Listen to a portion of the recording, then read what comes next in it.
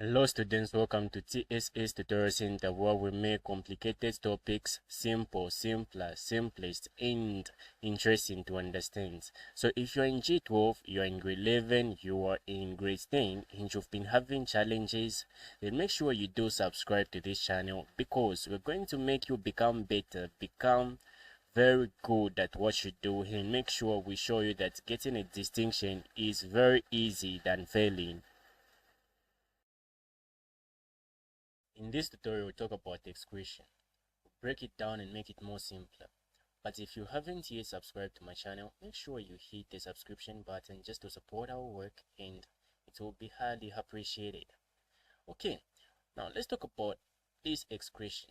What is excretion? So when talking about excretion, you're just talking about the removal of metabolic waste.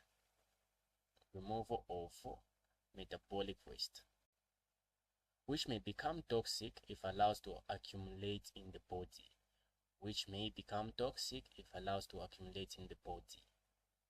This is what we're talking about. So the main term here is metabolic waste. You don't just see excretion is the removal of waste. Nah, it's supposed to be metabolic waste. Okay, now it occurs in all living organisms. That is in plants and animals. Now, excretion in plants is kind of limited. Excretion in plants is limited. Now, why is it limited? There was a question paper where they asked, why is excretion in plants limited? This is because plants don't have special organs such as the kidney to remove the metabolic waste. This is the first one. Plants don't have special organs such as kidney to remove the waste, the metabolic waste. The next one is because the plants finds the metabolic waste to be useful. Finds the metabolic waste to be useful. So the plants can use its metabolic waste to do some other processes. But in animals, that is what we are going to focus on. Excretion in animals. Okay, let's talk about it. Excretion in animals. You should take note. There are organs that are specialized to remove the metabolic waste. They are specialized to remove metabolic waste. Now, those organs, they are known as excretory organs. Excretory organs.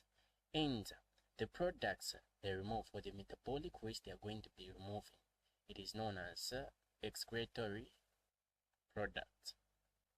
Okay, so the organ is known as the excretory organ, and the metabolic waste they remove is known as excretory product.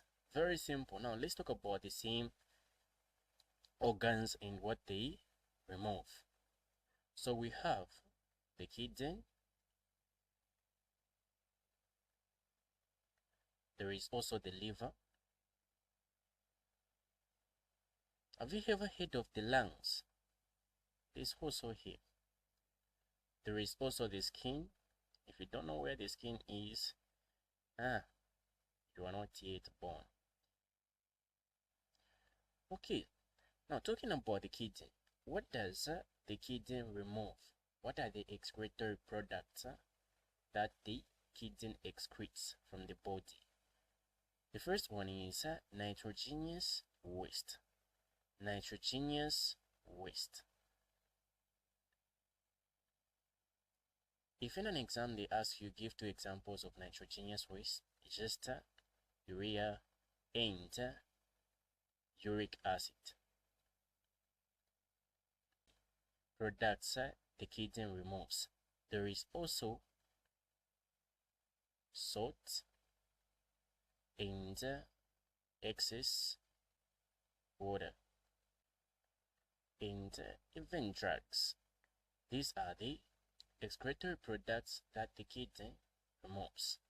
The first one, nitrogenous bases, nitrogenous wastes, such as uric acid and urea, excess salt and excess water. So you don't just say water, no, it's supposed to be in excess. Water is used in the body. It's only become toxic when you drink a lot of it. That's why you're supposed to be saying excess water. When you just say water, then I'm sure they're going to mark you wrong. What about the liver? Wow. It removes the bile.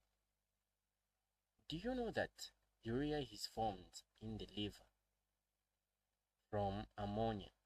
So it also removes urea.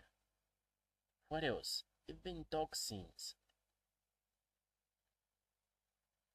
poisons, and drugs. A lot of drugs. That is the liver. What about the lungs? Very simple. The lungs, they're going to be removing carbon dioxide, water vapor. There were moments whereby you were a kid, even by now, maybe you are bored, so you go to the nearby window, then you blow. This is you here, then you blow air on the glass. Then you notice that there is water vapor that is condensing, water vapor. Then you even start writing your names, but that water vapor is coming from the lungs. Okay, then the skin. What do you think the skin excretes? Excess water and salt.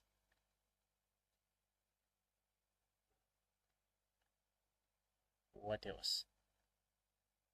And traces of urea.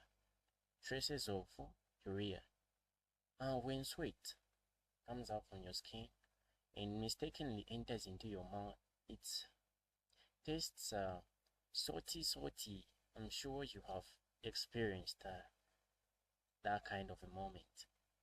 Yeah, because sweat contains excess salt, excess water, and traces of urea.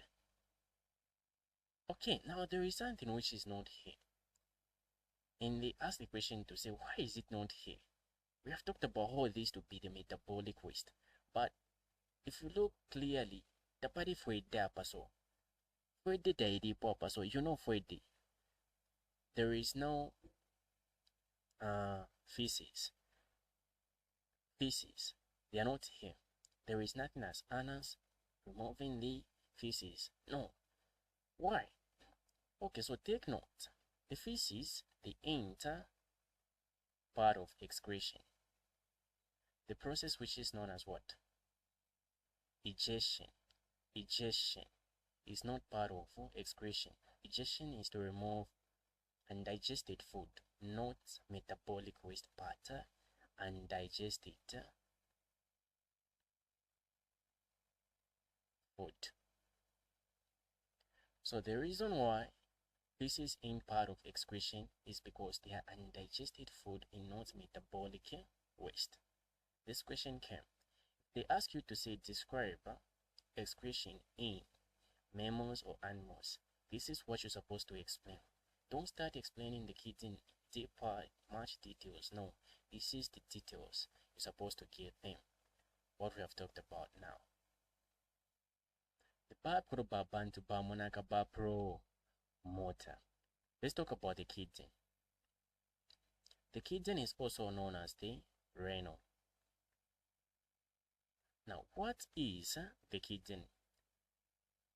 This is a pair of pin-shaped organ.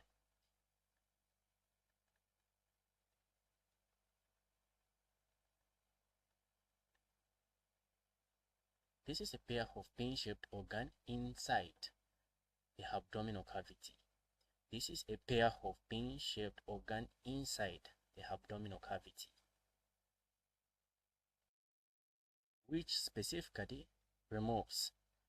What is the first thing they remove? Nitrogenous waste, that is urea, uric acid. What else? Put one. Excess salt and water. Salt. Okay.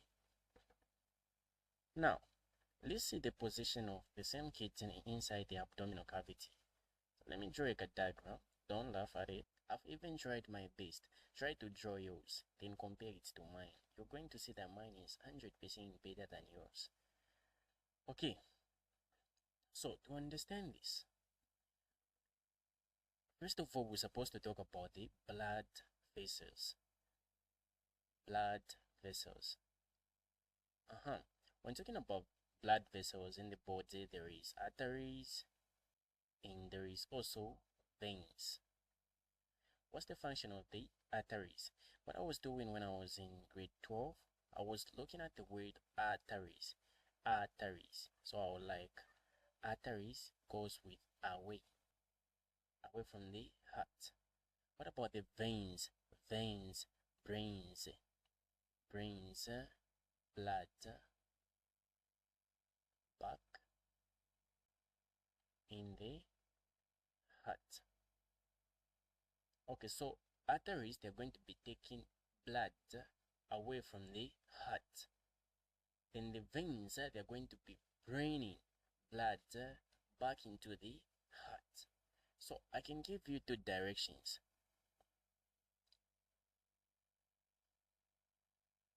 Two directions. Suppose this one is it's going like that, and this one, the direction is down the stream. So between this one and this one, which one do you think is the artery and which one do you think is the vein? This one, since it is taking blood toward the heart, then it's definitely going to be the water, the veins. So this one is known as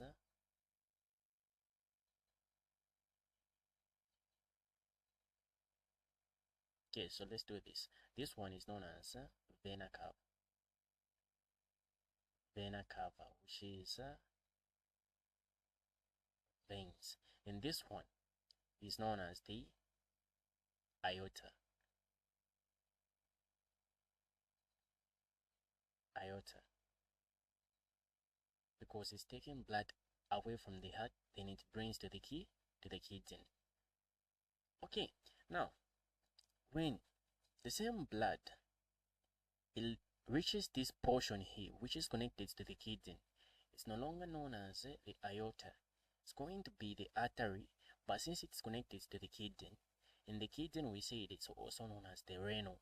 So this one becomes the renal artery. Renal artery. Meaning a blood vessel which is connected to the renal. A blood vessel which is connected to the kidney. Renal artery. So blood will be coming in there, and this blood is going to be oxygenated blood. The function of the renal artery is to take blood from the aorta into the what? The kidney. That blood is oxygenated, which means it contains oxygen. And what about this guy? Oh, this guy taking blood back into the heart. This one, since it's connected to the kidney, is known as renal vein. Okay, and it takes the oxygenated blood back into the heart. Then there is this tube. This tube is just known as the ureter. It's the one which takes urine from the kidney into the bladder. So this is the bladder, which temporarily stores urine.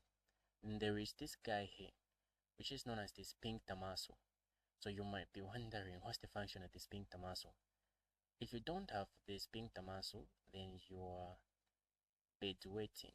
I'm sure you urinate on the bed. But there are some people who have the sphincter muscle but doesn't respond that good and they're still urinating, but yeah. Okay, so the sphincter muscle, the function is controls the flow of urine. Controls the flow of urine. Okay, so we have talked about the external structure of the kidney. What about the internal structure? This is how you're supposed to be studying biology. That makes making a lot of sense when you focus on the diagrams and on the explanations. Okay, so this is the internal structure now. Now, it's not always that this guy is going to be the renal vein, this one is going to be the renal artery. Now, you shouldn't have to be memorizing, you're supposed to be understanding. So for you to understand how to determine which one is the renal artery, which one is the renal vein, you're supposed to use the direction of the flow of the blood. So let's do this. Suppose this one is taking blood. This time, let's put, okay, let's do this. The going in that direction. In this one, taking blood in that direction. Which one do you think is the renal artery? Which one do you think is the renal vein? Okay, so definitely this one, vein, brain, blood back into the, okay, so for example, we empty my ovary. So this one will be taking blood inside the heart. And we said the one which brings is vein. So this one is going to be the renal vein.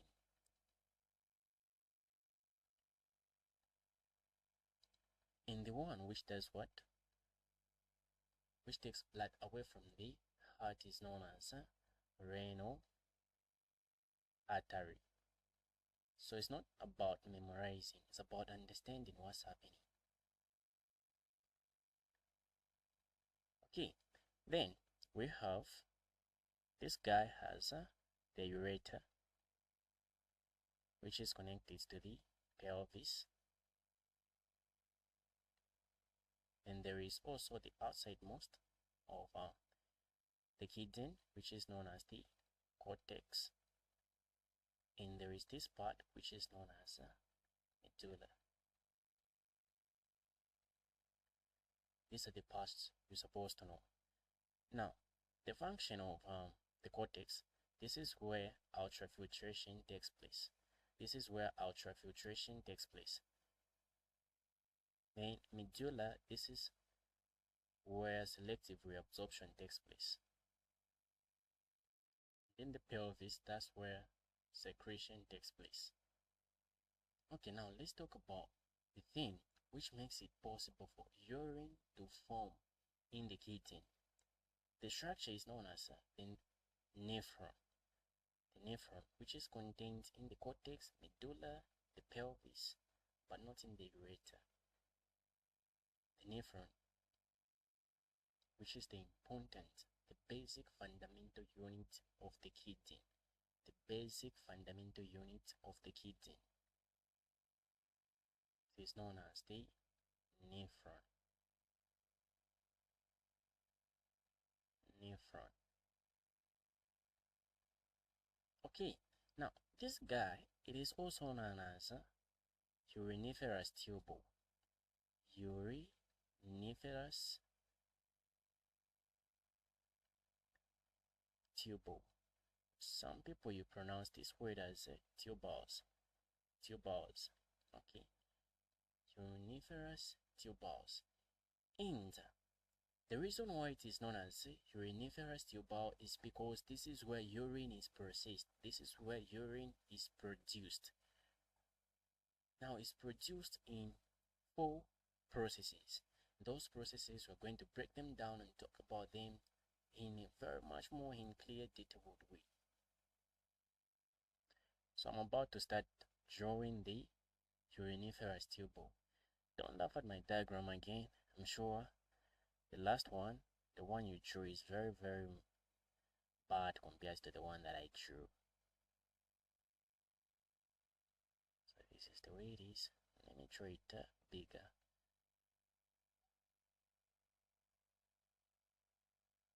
Okay.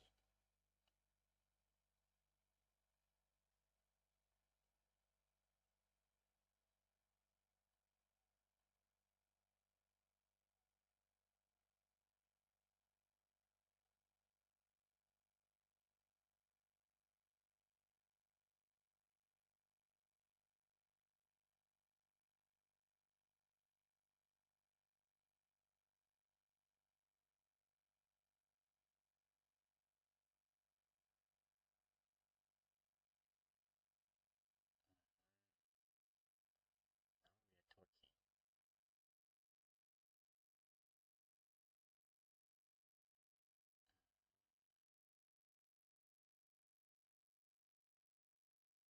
Yeah, well. Okay. Yes.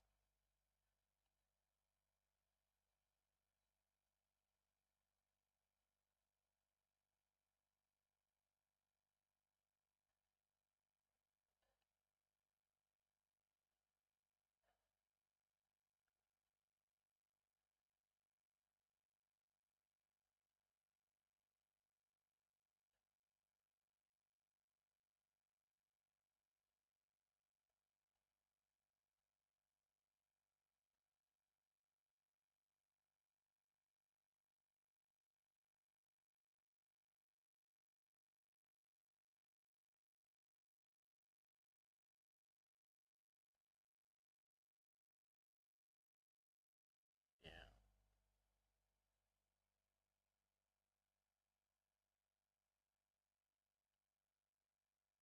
Capillaries. And this side, we have the collecting duct.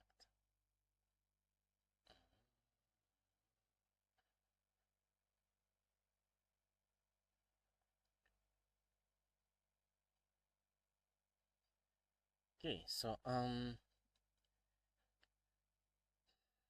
this is the diagram I wanted to draw, and that's very nice.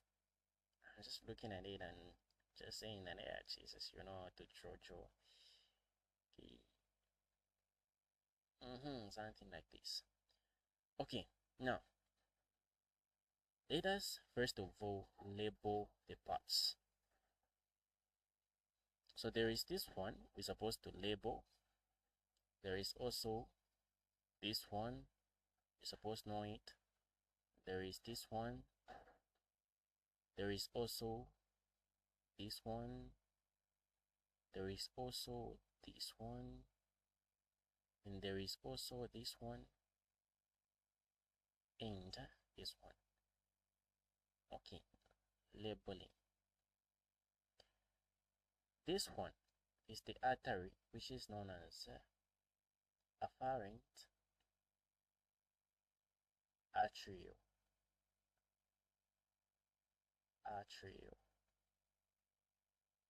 And this one is known as the Bowman's capsule. Bowman's capsule. And there is also this guy here, which is known as the glomerulus.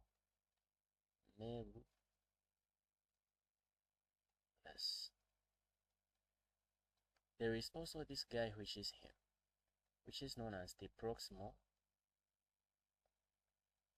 convoluted tubule. And there is also this guy here. It is also the convoluted tubule, but is known as the diastole. Diastole convoluted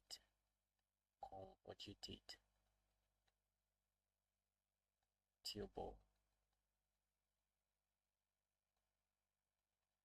Then there is also this duct, which is known as the collecting duct. Very simple.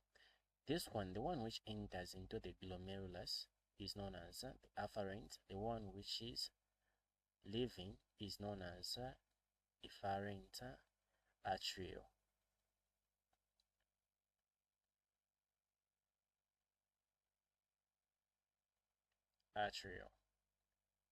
Okay, now what are we supposed to know about this guy? So, the nephron is very interesting. I love it. I want you to enjoy it as well. There is this part. This one, don't even forget it. It's known as the lobe of Henle. The lobe of Henle.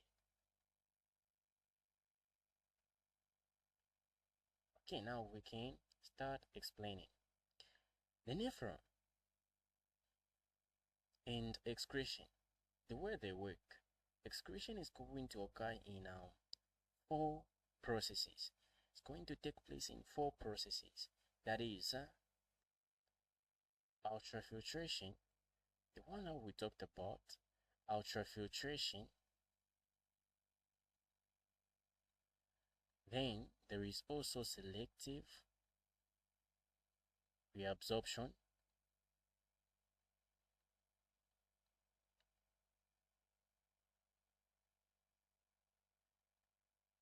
There is also osmoregulation. And lastly, there is secretion.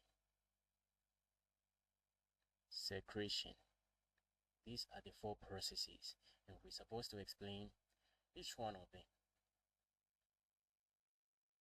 Okay, so let's start with ultrafiltration. What you're supposed to know about ultrafiltration is the definition. Then you're supposed to also know the molecules that are going to be filtered and the proteins or the molecules that are not going to be filtered. And you're supposed to give a reason why they're not going to be filtered. So let's talk about it. Ultrafiltration. There are molecules that are passing through the artery. That is, there is excess salt, excess water, and glucose. There is urea, and there are proteins such as antibodies, fibrinogen, and white blood cells. They're passing. These are the proteins. There is also excess salt, all the molecules that we have talked about. So when they are coming here, this arteriole is narrow compared to the one which is entering the glomerulus.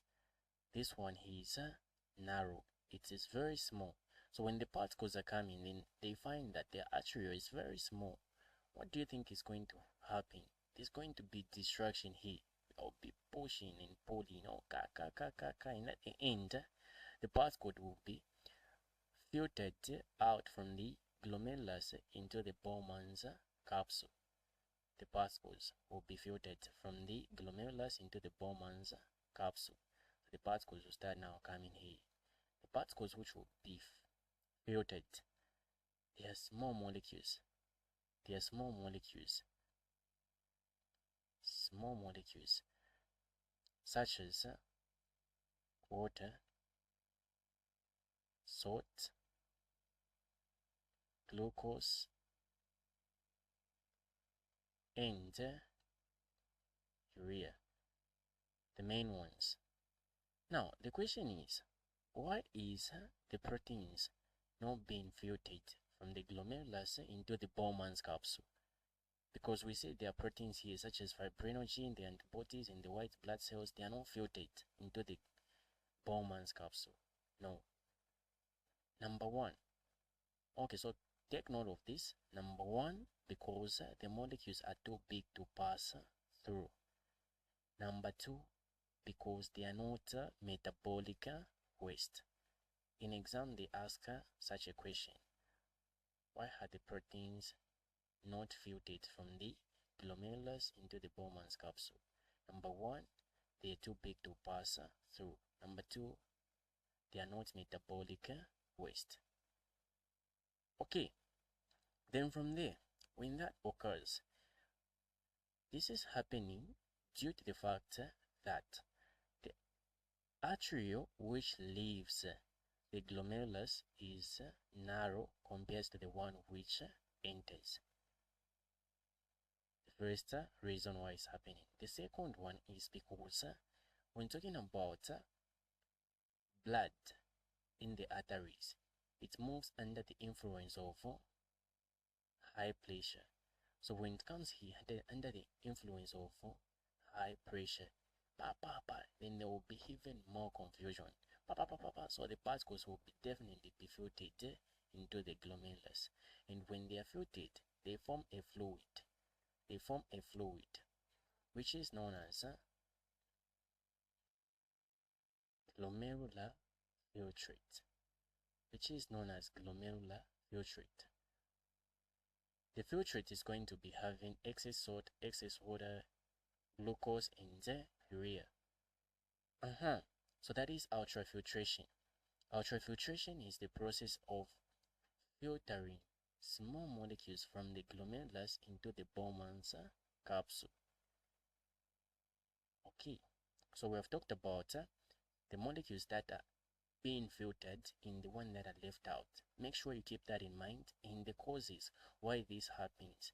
This guy is narrow compared to the one which enters, and blood in the arteries moves under the influence of high pressure.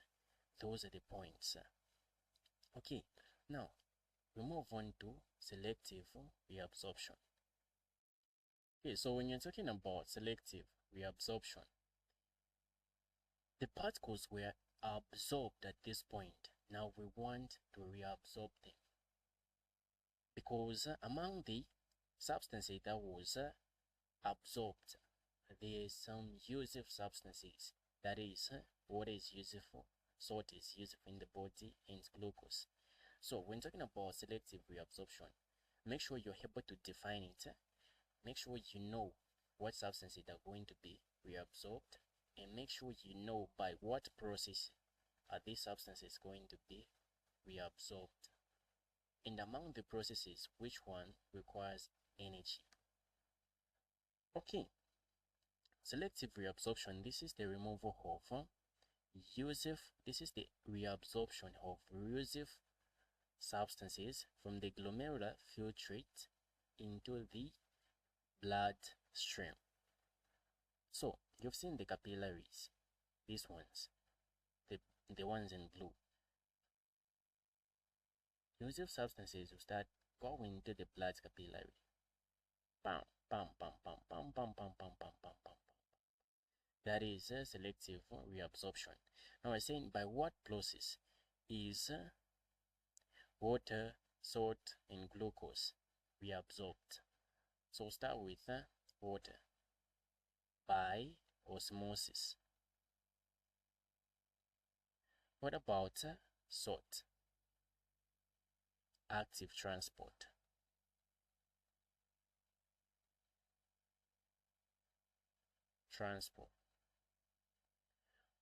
What about glucose? By diffusion. Now, between the three processes, which one requires energy? That is active transport. For it to take place, then there's supposed to be energy, active transport. Okay, so far so good. The reabsorption is going to be taking place in the proximal convoluted tubule and the distal convoluted tubule, because the tubule, they are highly coiled. But even water is still flowing at some point when you diet very much. So they are highly coiled to make the flow of the filtrate slow, and they are long to increase the surface area. And they also have the mitochondria, which produces energy for active transport.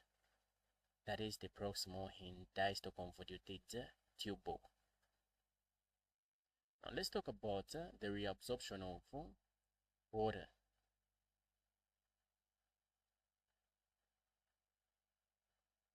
Which is known as osmoregulation.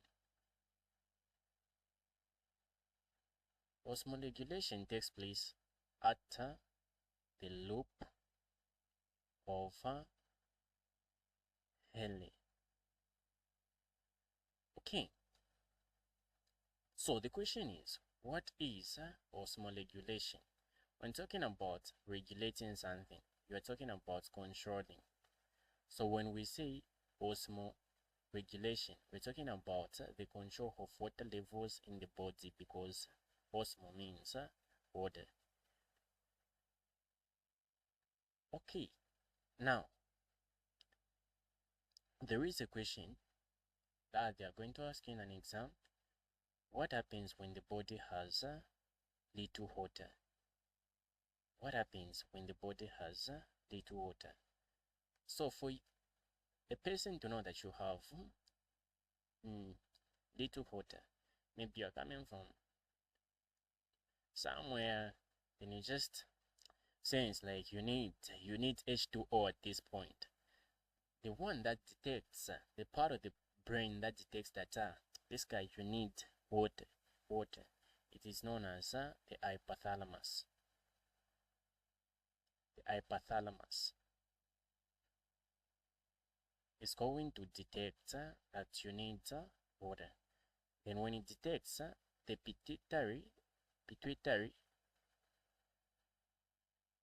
gland is going to produce a hormone which is known as ADH, meaning antidiuretic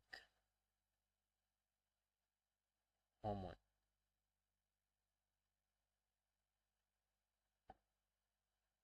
Now, what does this hormone do? It causes the reabsorption of water from the glomerular filtrate into the surrounding cells.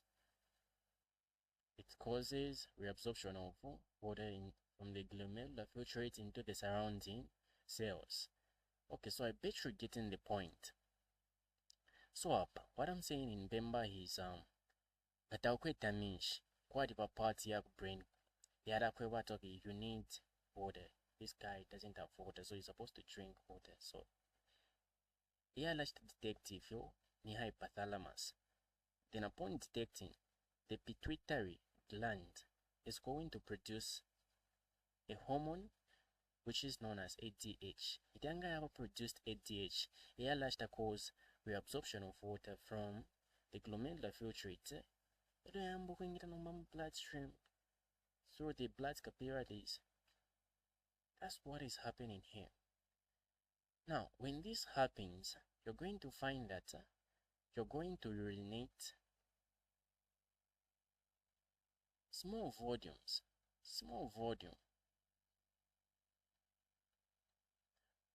of urine. No, to me so. And to a yellow, which is highly concentrated. Let me use the word, which is highly concentrated, which is highly concentrated, meaning which is very yellow.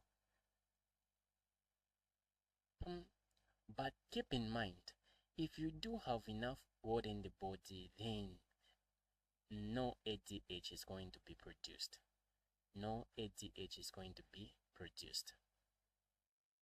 Then lastly, we have secretion. The simplest.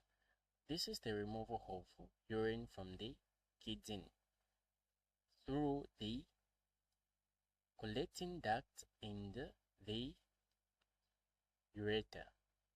So we're talking about the removal of urine. It is being produced bapanga, then bambokwifanya mkidini.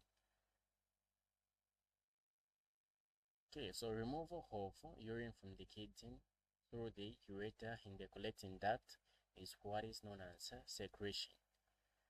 Okay, so by doing so, you have talked about the processes that takes place in the nephron.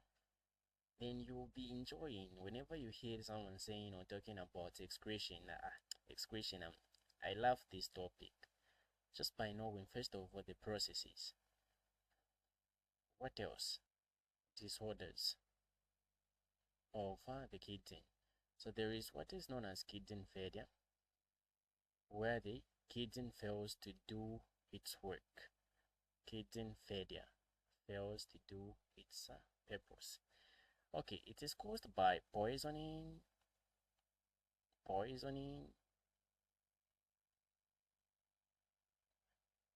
also drug abuse,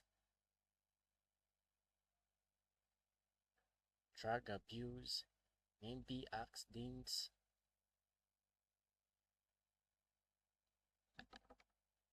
and in some cases when a person have high blood pressure.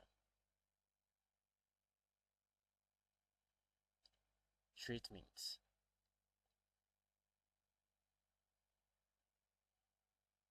Number one, using kidney machine. Kidney machine, which is also known as the dialysis machine. Kidney machine, which is also known as the dialysis machine. And there is also what? Kidney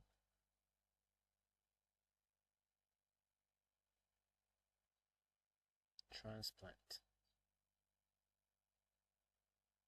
whereby you give someone a kidney. And people have been buying kidneys. So if you are selling yours, just text me, I connect you. And they are very expensive. Maybe you're just buying one and you even build there. You even stop staying at your parents' house. They will start staying at your place, the place you're going to buy. There is also controlled diet. It's very important. Controlled diet. And lastly, but there are a lot, but even exercises. And people exercises in different ways. Quite about my exercise. Coffee but okay, so we have talked about this. What to know about the dialysis machine? You should know that it is connected to the veins because the veins they are not deep down the skin compared to the arteries, so it's much easier to access them. And again, they are connected to the veins because blood in the veins moves at a low pressure. Okay, but so far we can solve a lot of questions. So they can ask you a question to say differentiate or compare and contrast the difference between excretion and osmoregulation. What are the differences? Excretion is the removal of metabolic waste, and osmoregulation is the control of water levels in the body. You're not removing water, you are controlling the water levels in the body by reabsorption. Okay, so the bad color bar bantu bar monaka bar promoter. Thank you for watching.